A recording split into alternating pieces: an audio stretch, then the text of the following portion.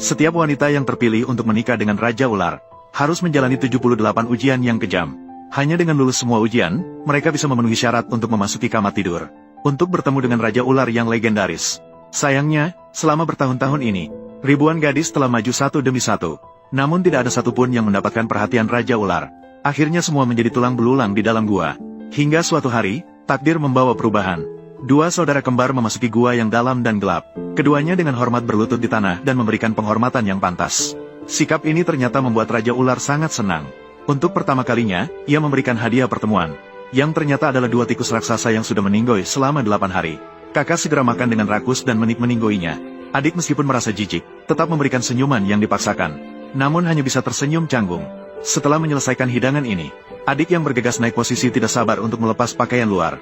Ingin segera berkomunikasi dengan Raja Ular. Namun, ketika dia melihat wujud asli Raja Ular yang besar, dia langsung ketakutan, kakinya lemas dan dia mengompol. Dalam ketakutan yang ekstrim, dia secara naluriah mendorong kakaknya ke arah Raja Ular. Dia berusaha melarikan diri. Tindakan ini benar-benar membuat Raja Ular marah. Dia segera memerintahkan untuk mengurung adiknya dan menyiksanya.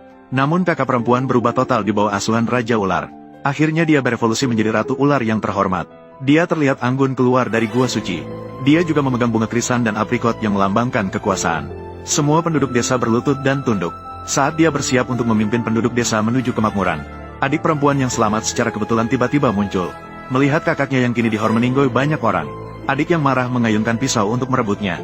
Serangan ini tidak hanya mengakhiri hidup kakaknya, tetapi juga memicu kemarahan Raja Ular yang luar biasa. Akhirnya, kedua saudara perempuan itu meninggal dalam tragedi ini. Namun, takdir memberi adik perempuan kesempatan untuk memulai kembali. Terlahir kembali ke masa sebelum dia menikah, dia bertekad untuk menjadi terkenal. Di kehidupan ini, dia pasti akan merebut posisi Ratu Ular. Untuk mencari tahu rahasia mengapa kakaknya terpilih, dia sengaja tidak memberi hormat kepada kakaknya. Namun, hari pernikahan semakin dekat, dia masih tidak memiliki petunjuk sama sekali. Hingga suatu malam yang dalam, dia menemukan kakaknya diam-diam keluar saat dia tertidur lelap. Ternyata kamu memiliki rahasia yang tidak bisa diungkapkan.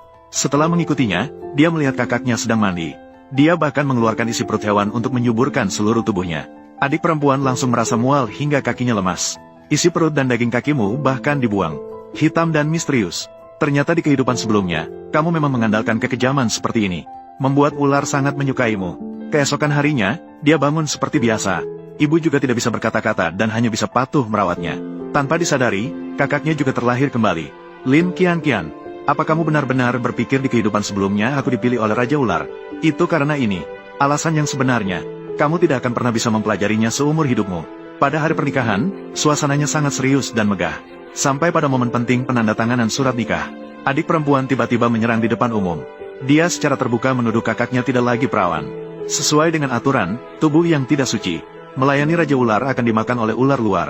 Kakaknya baru menyadari kebenaran tentang tidurnya yang misterius semalam. Ternyata adik perempuan begitu jahat merencanakan. Hantu hitam, tidak menyangka, aku sudah menghancurkan wujud aslimu. Kali ini, kamu pasti meninggoy. Menghadapi orang tua yang tidak membedakan benar dan salah, dia pun dimarahi.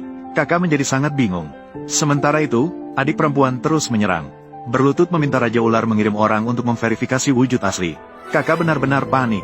Terkejut, dia mundur berulang kali ingin melarikan diri sejenak.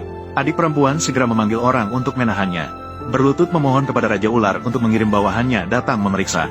Di bawah tatapan semua orang, Raja Ular mulai perlahan-lahan menetes. Persaingan antara saudara perempuan ini akan segera menghadapi penghakiman yang kejam.